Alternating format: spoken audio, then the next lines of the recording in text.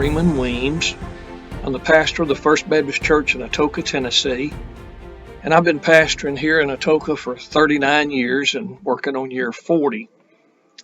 We all live in what we consider unusual days. We're seeing strange things as pastors. The COVID virus, the shutdowns and mandates, the struggles in California, New Jersey, Delaware, Illinois, even to be able to have church services. And so in this day, we need an organization like the Tennessee Independent Baptist for Religious Liberty more than we ever have. We have an excellent young executive director, Brother Aaron Snodderly.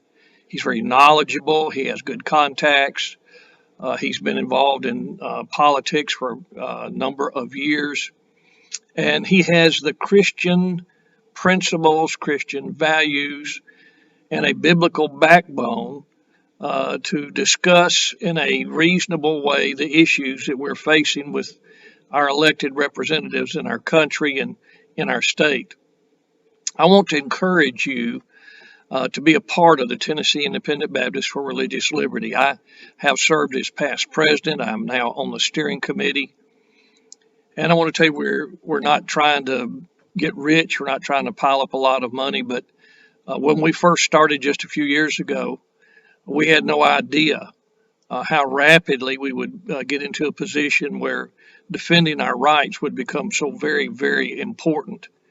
As we've watched in other states, as overreaching, power-grabbing governors and mayors and county executives and health officials have shut down churches and businesses, not to mention interfering personally in the lives of every individual that lives in their jurisdiction or under their purview, we realize that we're but one governor away from the same situation. Every church is one pastor away from apostasy, and every state is one governor away from having a dictatorial governor.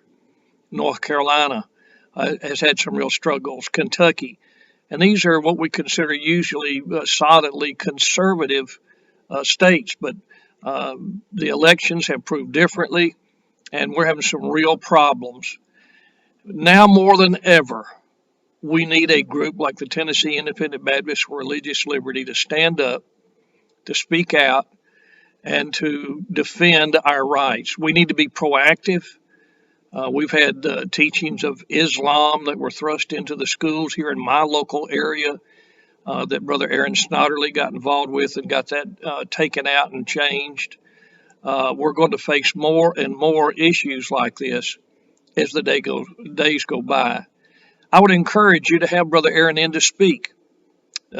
Take him out for lunch. Let him take you out for lunch. Meet him.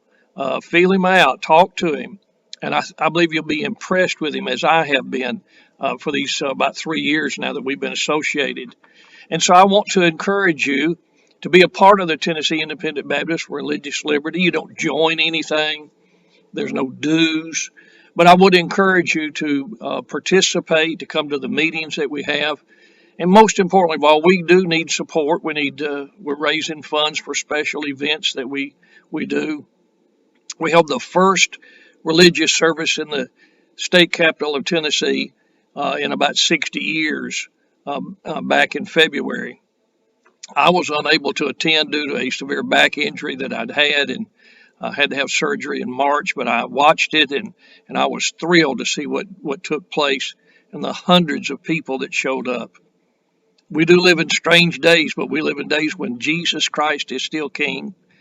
He's still on his throne, and God can do whatever he wants to do through us and with us. And so while we can, I know the Bible does not guarantee us our religious rights that we have in our Constitution. But while we can, let us be as the Apostle Paul and use our citizenship priorities and privileges to continue to promote godliness and to do all that we can to make sure that this country, the United States of America, can still preach the gospel in order that we might be able to send missionaries out around the world and evangelize the world with the good news that Jesus saves. Thank you, and God bless you for listening to me today.